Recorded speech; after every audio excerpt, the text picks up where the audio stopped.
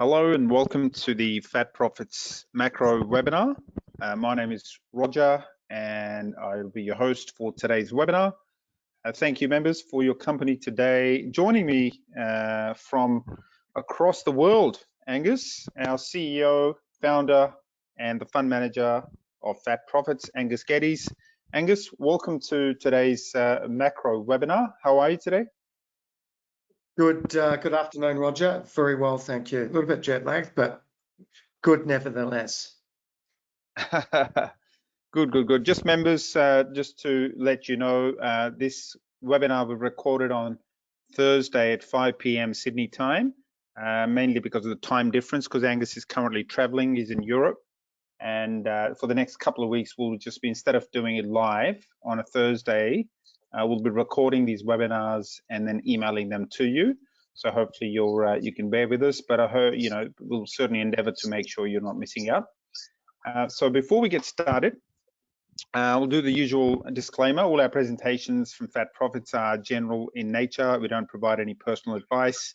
If you're looking for that, please see your financial advisor. And also past performance is not an indicator of future performance.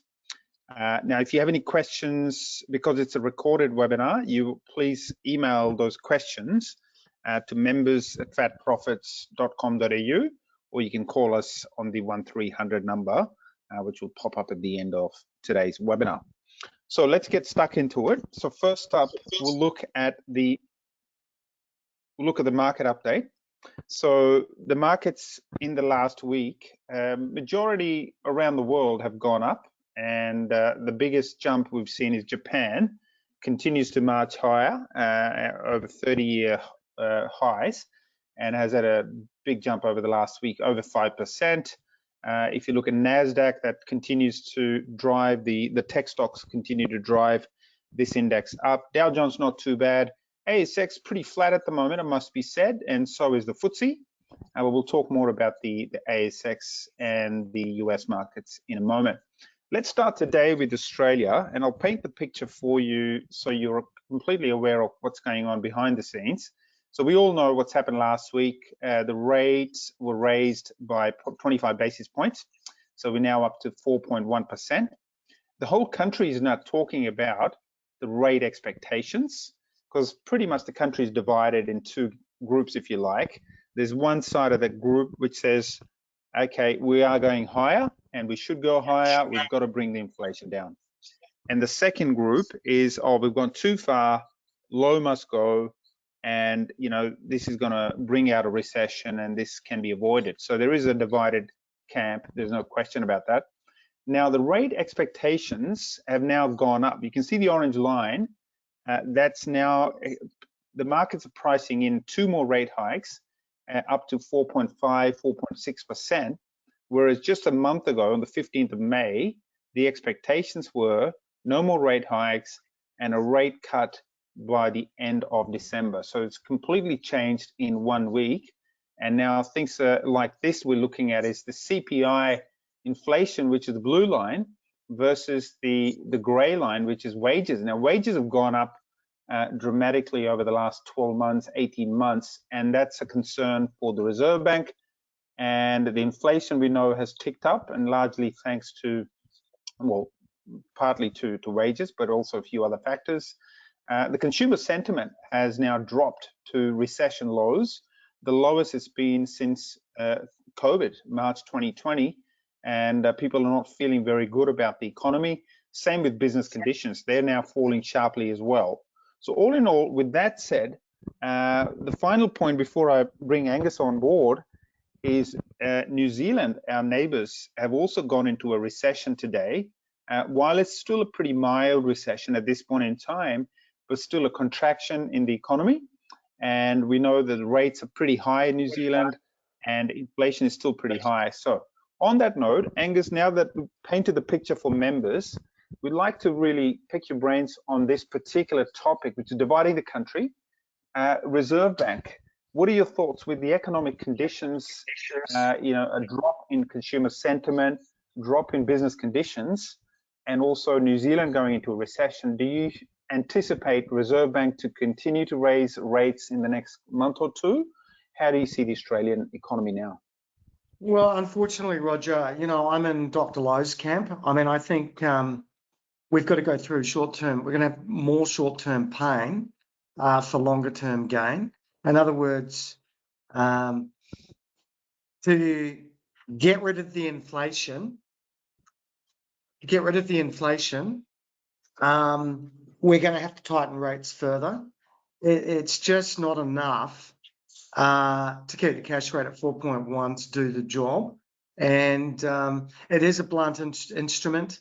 It's causing a lot of pain, a lot of hardship, but then so too is the inflation that's really gripped the economy, the wage price spiral that seems to be manifesting itself and breaking out across the economy.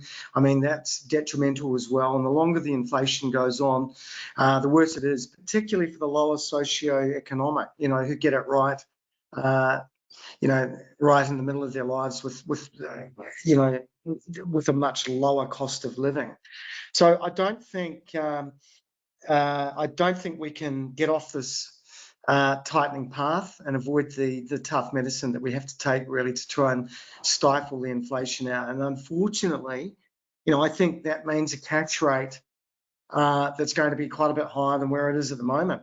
I mean, I think the RBA have got at least 2 more hikes in front of them, particularly having to listen to, Jerome Powell's statement last night, in the US, where he was saying that the US Federal Reserve are probably going to finish their terminal rate and their tightening at around 5.6. With Australia sitting in like early 4s, it's just too low. We're probably going to have to see that cash rate lift at least two more times, I would have thought, to around that 4.6, 4.8% level. Yeah, and that will raise the prospects. And I think the conversations the economists are having around the world, the news channels and people just at households, is how much does that raise the prospects of a recession in Australia, which nobody was talking about a few months ago, but now that conversation is on the table. I think we're headed into a recession. I don't think there's any way of sidestepping it. I think we're going to follow New Zealand down that path, and albeit with a lower interest rates, a lower interest rate setting. The Australian consumer is tapped out. Unfortunately, we've got rents that have just absolutely soared, and if you're not copping it on the rental side, you're copping it on the mortgage servicing side if you bought a property in the last 5 years. So there's a whole strata segment within the economy that are really doing it tough. And I think, discretionary income at the margin is about to roll over. I think this is a recession, not that, Paul Keating once said, in the early 90s, it was the recession that we had to have. I think this is the recession that we can't avoid having if we want to get rid of inflation and get that out of the system. Yeah, good point there. Look, inflation certainly is very high in Australia and New Zealand as well. Look, on that note, before we move on to the other parts of the world, as an investor, I think the one key thing now to look at is the share market for the ASX 200 to start off with. Well, we've been going sideways to nowhere really for the last few months. I think you and I had a chat the other day. Look, the market's going nowhere in Australia. Yes, the US, Japan, plenty of other markets have had a pretty good run this year. ASX, not so much. China now slowing down as well. We'll talk about it later on in the webinar, but that is playing a part to it. And now if the talk is about more rate hikes, still higher for longer, how do you position as an investor if you're an ASX investor, Angus? Look, I just maintain our position, and which is defensive, holding plenty of cash. I don't think we've seen the end of this consolidation in the ASX 200. In fact, I think that it's going to retest the lower end of the range. I think we're going to at least retest 7,000 and probably 6,600 to 6,800 on the downside, particularly, given the recessionary risks for the economy are in front of us and they've recalibrated on the upside. So it's difficult to see the stock market running away on the top side until until we're sort of, looking through that. And I don't think we're looking through that yet. I think we're looking at it. We're not looking through it. So I think the recession's coming. And the second thing is that, the RBA are a long way from committing to rate cuts. And I think we need to have visibility around when interest rates are going to start going down, which would mean that the economy has slowed significantly, aggregate demand has cooled, the inflation problem is resolving itself, which gives the RBA, the leniency to then move in and cut rates. And I think till we get to that point, which is, my view is it's 6 to 12 months away. The stock market's got further to go on the downside. So stay defensive, stay cautious for now. Okay, good point there. You're right. Until the fundamentals show us some green light, I think you have to be cautious. So keep the cash levels, members, that we've talked about for several months. Moving on to now US, let's talk about the recent event. Now, of course, in the last 24 hours, we've seen the Federal Reserve pause rates for the first time in more than a year. You can clearly see on your screen the amount of rate rises we have had over 15 months. So first time we've seen a pause. This was largely expected. But the key point, I think, as you just suggested, Angus, is the Fed dot plot, which suggests that except two members of the 18-team Federal Reserve, majority are saying they're expecting more rate hikes, at least 2 more rate hikes. That's the majority. A couple are even suggesting 1 full percentage point. But all in all, they're not forecasting any rate cuts till late in the second half of next year. So that's another 12 months away. So that's quite an interesting thought there. And the remarkable thing is that the interest rates have gone up so much over the last 12 months or 15 months, and the stock market is exactly where it was before the rate rises. And that's really unbelievable. Inflation, yes, you can see inflation has come down. Yes, it's down to 4%. So we've seen that overnight. We also see the core inflation, which is down to 5.3%. So yes, it's falling, but it's still very high compared to the 2% target. And that's really what the Federal Reserve are looking at. And I know you're going to talk about the bond market, but Angus, over to you. The markets seem to defy gravity here, even though rates have gone up, and they're forecasting further rate rises. Yeah, I think the market leaned into Jerome Powell's some of the positive aspects of his statement on Wednesday, and where he talked about a terminal rate of 5.6%, which is 25 to 40 basis points above where it is at the moment. So there's more tightening to come. He talked about that, but he also talked about rate settings being enough for the Federal Reserve to stand back at this point in time to observe, the impact on the economy. So, on the surface and the way the stock market behaved, it was all pretty positive. But if you look at, what happened in the bond market, I think it's a different story altogether. Yeah, absolutely. So talking about the bond markets, well, here's the 2-year bond yield chart. Yes, it's didn't really move much. It went up and down a little bit, but looks like if the rate hikes are still here to come, the bond yields probably have got further upside, Angus. Yeah, so just as a reminder, when bond yields go up, bond values go down. So a rising interest rate yield on, say, a 2-year bond, if that goes from 2.5% to 5%, there's a lot of capital loss in terms of what that bond's worth. So essentially, looking at this chart, we can see the end of the secular bull market in bonds, which, for 30, 40 odd years, interest rates went down, yields went down, bond values went up. And of course, that all came to an abrupt end in 2022, when we saw the 2-year reprice from sort of 0.4%, 0.3% to the 4.2% 6% that we have it paying today. I mean, that was quite a big jump. A lot of damage was done in the bond market last year, which also, corresponded to the big drawdown in the stock market.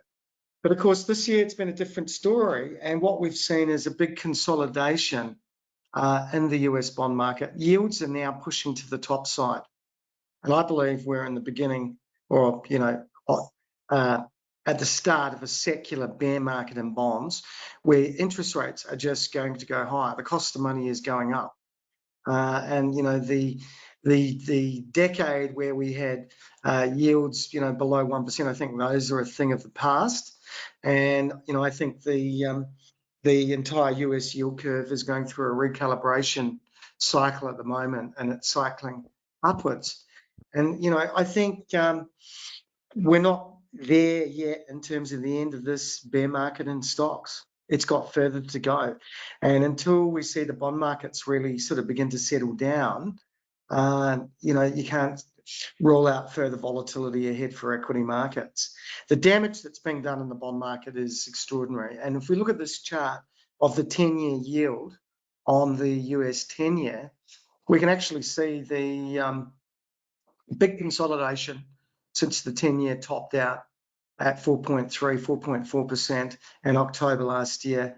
It's gone through a multi-9-month consolidation ranging phase within a range, and we're now seeing the US 10-year breakout. This is a classic continuation pattern where the price, or the yield in this case, has consolidated for a period of time. It consolidated a huge move, from those lows of last year, and we're now seeing it push ahead on the top side. So I'm anticipating the US 10-year, Roger, retesting the 4.3, 4.4% level in the months ahead. And this is trouble for the bond market, and seldomly do you get this much trouble for the bond market not spilling over into the stock market. So as we discussed with the ASX 200, caution is justified and warranted in the months ahead. So too does that argument hold for the US. Absolutely, that's a very good point there. Look, obviously, if the bond yield goes higher, then that's never good for stock market for sure, historically, but also with the inverted bond yield curve. This is quite interesting because, yes, the bond yield curve was inverted, and for those members who might not be aware, what that simply means is the short-term bond yield is higher than the longer-term bond yield, and that's basically causing the negative inversion. And you can see, historically speaking, every time the bond yields have been inverted, we have seen a recession a few months after.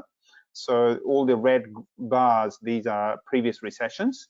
And while the bond yield curve was starting to move back up, it's now in the last week or two, it's gone further back down. So that's not a good sign of things to come. If this goes on for longer, then that's not going to be spelling good news for the stock market.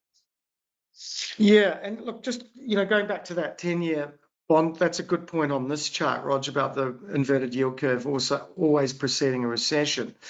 The reason we talk about the US market so much is, quite simply, the dog wags the tail. The tail doesn't wag the dog. What the US bond market does every day has enormous ramifications for what the Australian bond market does, and vice versa for the stock market. And so with the US 10-year bond yield breaking out on the top side, it's a pretty safe assumption to make that the US, that the rest of the world bond market, bond yields will follow the US and move higher. Yeah, absolutely. That's historically the case as well. So moving on to the S&P 500, I think you made a point earlier about a frog in a pot. For members, Angus, what does that mean, and what do you mean by the equity markets at the moment looking like a frog in a pot? Well, it's the old story about the frog. You put a frog into cold water, and I don't like telling the story in case we've got any animal lovers out there. It's not the best analogy, but it's a good one. So I'll persist. Look, it's the old story that you put the frog into cold water and gradually heat the temperature up. The frog will not know that the water's boiling until it's too late. It's a little bit like that with the stock market. In other words, interest rates are going up. Yes, the Federal Reserve gave assurances that we're only going to lift rates, 25, 50 basis points more and we'll be done. And they talked about a terminal rate of 5.6%. But that's the short end of the US yield curve. What about the rest of the bond market? So, the signal that we're getting, the technical patterns that I'm looking at, and not just the US bond market, but the Australian bond market, the UK, European, Canadian bond markets, all point to yields breaking out on the top side. If interest rates go up, financial conditions are going to tighten. They are tightening considerably. And, we're seeing a contraction, one of the deepest contractions in M2 money supply post the GFC. That's underway. But we're seeing all this liquidity being sucked out of the system. You've got the Federal Reserve continuing with quantitative tightening, which Jerome Powell was certainly committed to in his statement yesterday. We've also got the US Treasury about to issue 1.2 to 1.4 trillion in Treasury bonds, which is going to drain more liquidity out of the system. These are not good conditions. Rising bond yields, rising interest rates, heightening financial conditions, contracting liquidity. These all point to a stock market drawdown. And if we look at this chart of the S&P 500, it seems like investors are just oblivious to what's going on around them in terms of financial conditions. I mean, I've been making this point now for a number of weeks and months, to the point where I'm beginning to sound like a broken record player. And I know it's getting on the nerves of some of our members. I have to keep making the point because it is like a frog in the pot. Investors are oblivious. And what was interesting this week is not only did number 1 and number 2 ranked strategists in the United States at Morgan Stanley and JP Morgan, both of them, Marko Kolanovic and Mike Wilson, both made this point this week about financial conditions tightening. Marko Kolanovic in particular. So I can't emphasize it enough. Conditions are tightening. It is a bit like a frog in a pot because people are just oblivious to what's going on.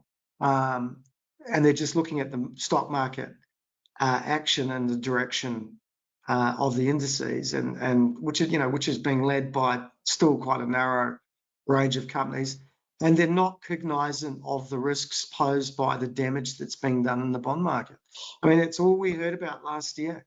When the bond market topped out, when yields topped out on the 10-year at 4.3, 4.4% in October last year, the S&P 500 was at 3,500. Yes. It's a time for caution. And, whilst, the stock market seems to be ignorant of what's happening in the bond market, I mean, I look at the bond market now for directions in terms of where the financial markets are headed. And it says to me that there's trouble ahead. I've never seen financial conditions tighten this much without there being some reaction. And I made that very point, about the 87 crash. What precipitated the 87 crash all those years ago when the S&P 500 fell 20% was the Fed putting the discount rate above 7%. That's what triggered it. So I'm not saying there's going to be a 20% drawdown. I'm not suggesting that at all.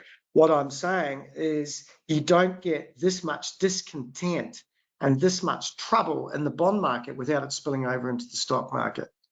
So, now's the time for investors to be cognizant of underlying risks. And if we look at the S&P 500, we've had the breakout. I called a tactical pivot about 3 or 4 weeks ago, Roger. when the Yes, index looked like it was about to break above 4,200. We closed our 4,200. short Yes. hedge. Yeah, we closed our short hedge out, and sure enough, we've seen this impulsive rally up to 4,400. At a minimum, I'd expect a retest of 4,200 on the S&P 500 in the weeks ahead, just to really find out whether this new bull market is real, or whether we're really seeing, the next and final leg down in the bear market cycle. Mm. Yeah, look, from a logical point of view, everything you said just makes so much sense. But I think sometimes markets have a history of not being logical. So currently, I think the bulls have got plenty to cheer about, and they're just riding it as much as they can. There's AI, there's, cooling off the inflation, and of course now Fed have paused as well. So time will tell. But I think one of the key points you also made last week as well is the big top 7, top 10 companies are driving the markets. If you look at Dow Jones Transport, it's not leading as high as the S&P 500. You look at the Russell 2000. Yes, while it's come up from its recent lows, but still in a downtrend in terms of the last year or two. So all in all, the whole of the market is not rising. It's just the top 10 stocks on the Nasdaq and the S&P 500. Yeah, I mean, they're good points, Roger, and they're the points that I've made.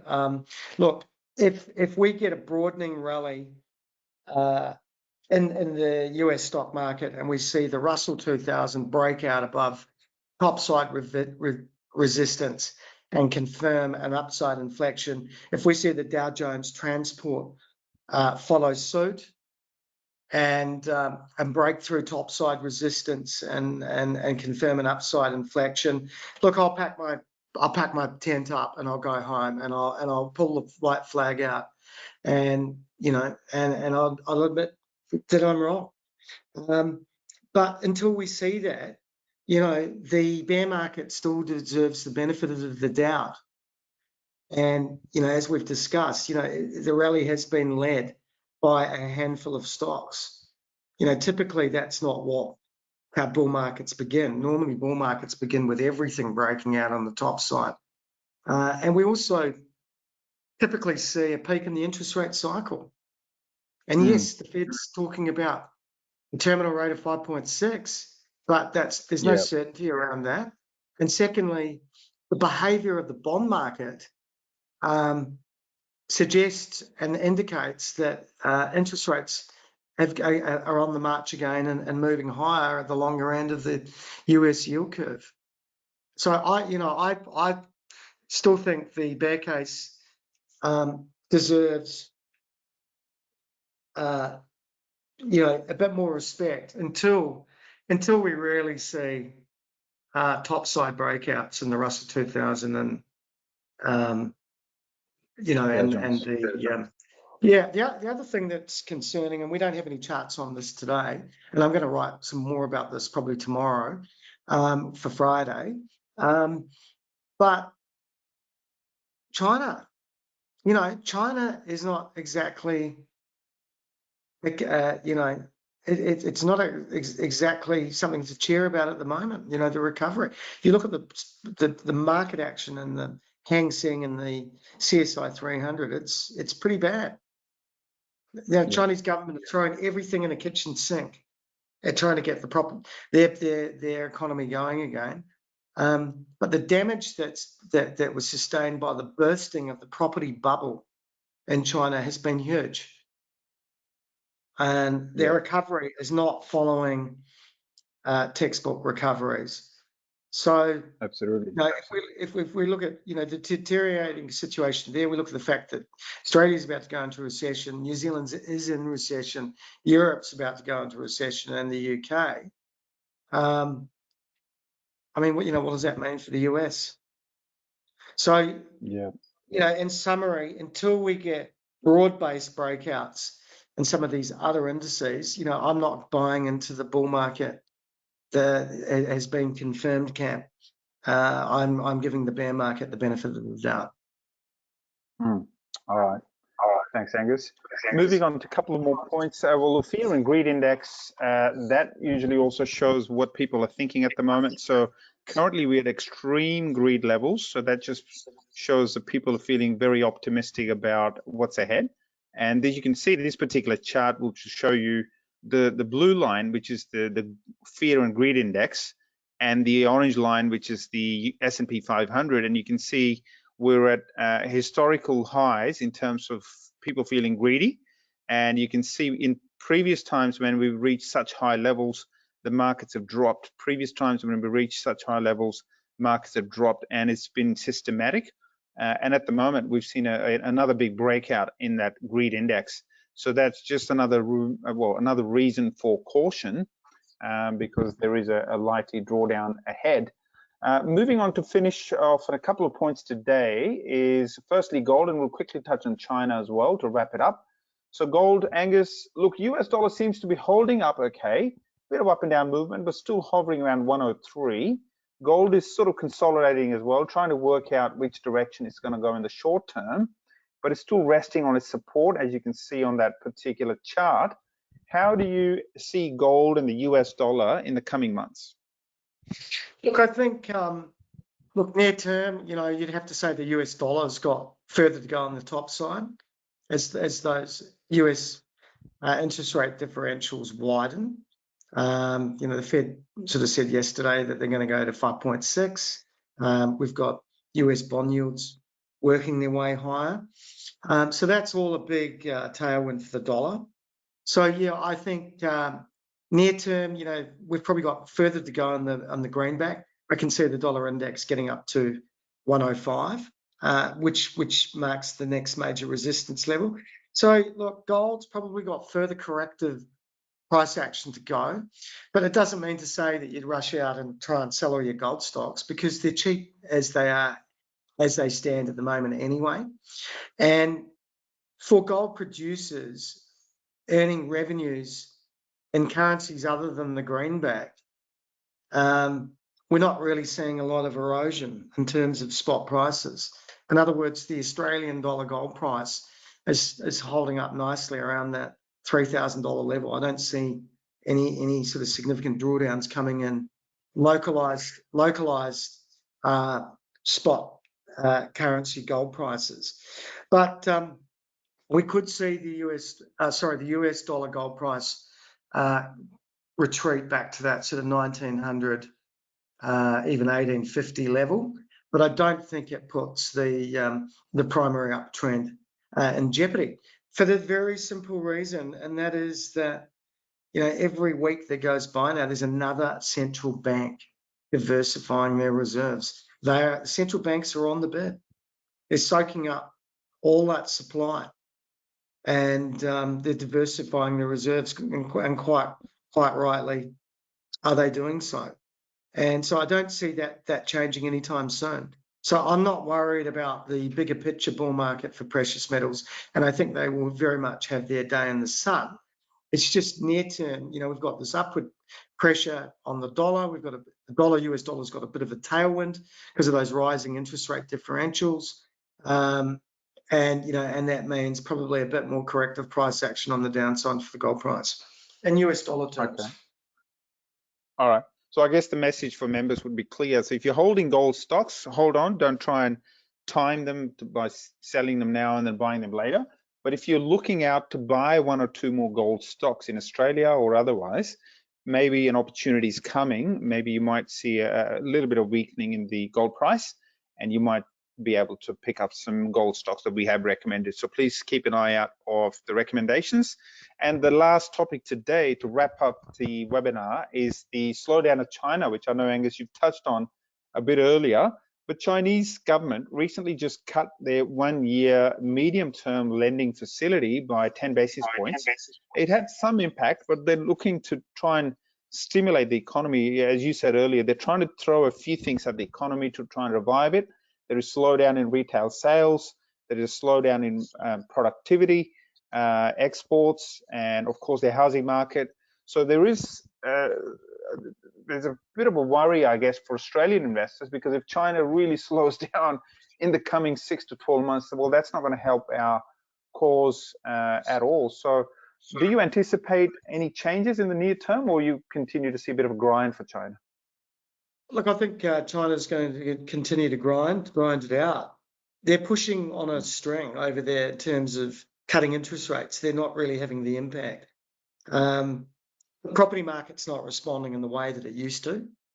And the reason for that is that, when the property market burst over there 3 years ago, they did everything in their powers to deflate it carefully so that it didn't cause any structural damage to the economy. But it's still deflating. And, the property market has always historically been a primary driver of the Chinese economy, and they're not able to restart that engine. And yeah, look, activity over there on the property front might be sort of bottoming out, but it's probably going to take years for confidence to really return, and for confidence to return, and for the consumers really to embrace property as an asset class. I think it's going to take some time, but we probably can expect more stimulus from the Chinese government, perhaps not so much on the interest rate front, but more fiscal stimulus packages. And but it has, not many people are talking about it, but we need to focus in on this. I mean, China's the world's second largest economy, and the economic recovery over there is not playing out the way everyone thought it would 6 months ago. Reopening after the pandemic has not proved a panacea for getting growth to back to where it was. And of course, we're seeing this play out now in the stock market. The price action in the CSI 300 and the Hang Seng Index has been dreadful. They're not that far away from those October lows. So, yeah, time for caution. Yep. Is it the end of the secular bull market in commodities for Australia? No, I don't think so. It's one lever that the Chinese government can continue to pull, which is building infrastructure, and I don't think that's going to stop. But yeah, look, near term, I think there are risks there. Absolutely. So look, near-term risks, but I think the opportunities are coming. So I think the key thing as an investor is to keep an eye on what's moving the markets as we try and break it down for you every week. But what it's going to do eventually over the coming months is it's going to present some opportunities in global markets, in Australian market in particular. And of course, that's something we're waiting for. And we encourage you to consolidate your portfolios, look at your cash positions, as we've talked about previously. We were sitting on between 20 and 30% cash at fat profits. If you can do something similar or more or less, anything that you can do to try and prepare yourself for some very good opportunities ahead, we encourage that. So look, on that note, Angus, it's been a pleasure having you today. I know it's early morning for you over there in Europe. So thank you for your time today, members, and hopefully you got some good information out of today's webinar. And on that note, I'll pass it on to you, Angus. I'm sure you got a lot of things planned for your day. So how did you go today? Oh, thanks, Rog. It's always great joining you on the webinar. Look, I know members have been frustrated that I haven't been more of a bullish disposition this year, and I have got it totally wrong in terms of the direction of the S&P 500. Other stock markets, I've been more accurate. And I am beginning to sound like a stark record player, but I mean, as we were talking today, some of these risks are just too big to ignore. Financial conditions are really tightening. The damage that's been done in the bond market is serious, and it's not just the US bond market, it's bond markets around the world. Now's the time for caution. And look, thanks for everyone for listening in today, and thank you, Roger. You always put together a wonderful webinar, and I look forward to joining you next time. Bye for now. Excellent. Thank you. Thank you.